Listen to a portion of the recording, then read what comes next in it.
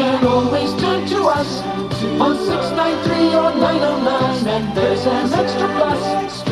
We're in stereo from 88 to 91 FM. We're with you night and day across the UK. It's Radio 2. And delighted we are to have your company. Programmes to come, Sunday half hour at 8:30, your 100 best tunes at 9, songs from the shows at 10:05, Kenneth Lewis at the piano at 10:45, and Sounds of Jazz at 11 o'clock. I hope that's whetted your appetite. But now to Birmingham, as it's Sunday Soapbox time with Charlie Chester. Thank you. Yes, this is the programme that no one should miss. It's Sunday, it's Soapbox, and starts off like this.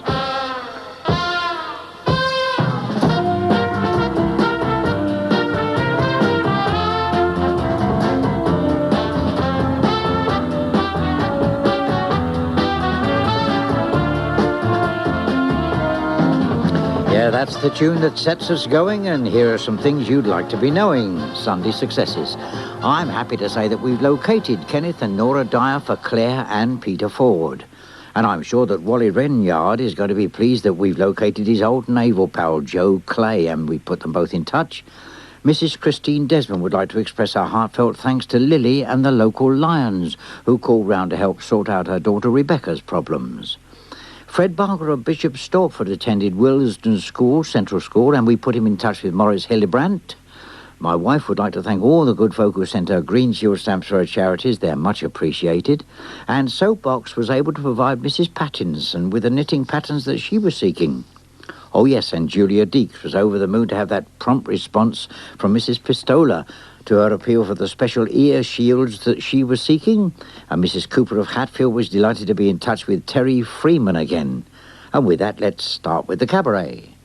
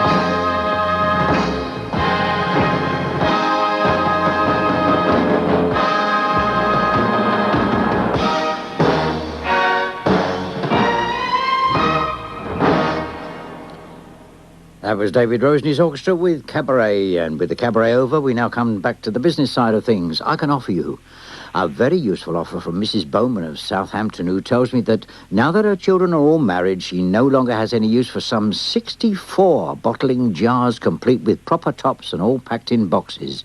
Now, if anyone in the Southampton area could put these to good use, they'd need to be collected, as the good lady has no transport. Alan Shepherd of Southgate tells me that he has a greyhound, a retired racer, which would make an ideal pet for someone if they would care to collect her from the kennels in Wickford in Essex. Now, her name's Queenie. She's 7 years old and very placid.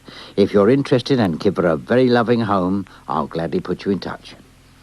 By the way, I ought to tell you at this point that we're not on the phone this particular week, but you can always write to me. It's Charlie Chester, BBC, Pebble Mill, Birmingham, B57QQ.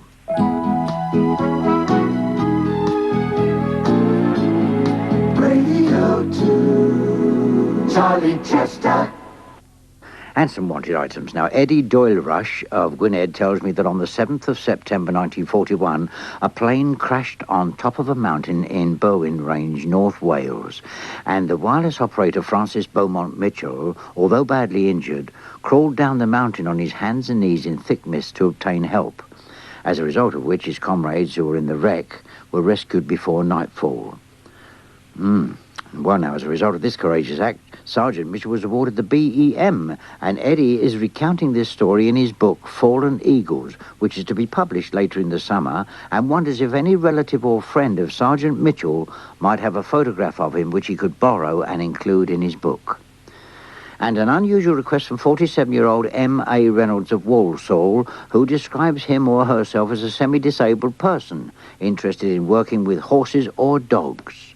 This listener admits that he or she has no experience of working with animals, but is more than willing to learn and hopes that perhaps an animal sanctuary might be glad of a helping hand.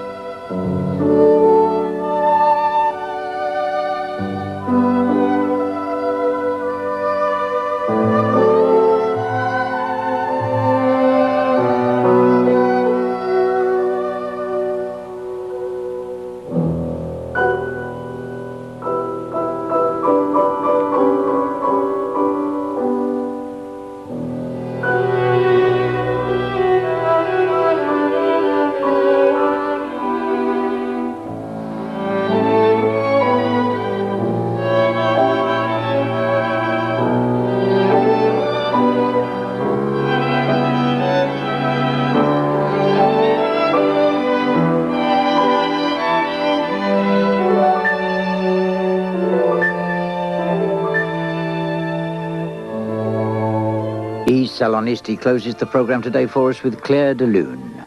And for the last hour and a half, I've been in such good company.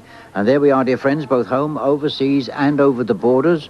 My producer, as usual, is David Wellesby, who joins me in saying, do good in the world, and may it do you the world of good.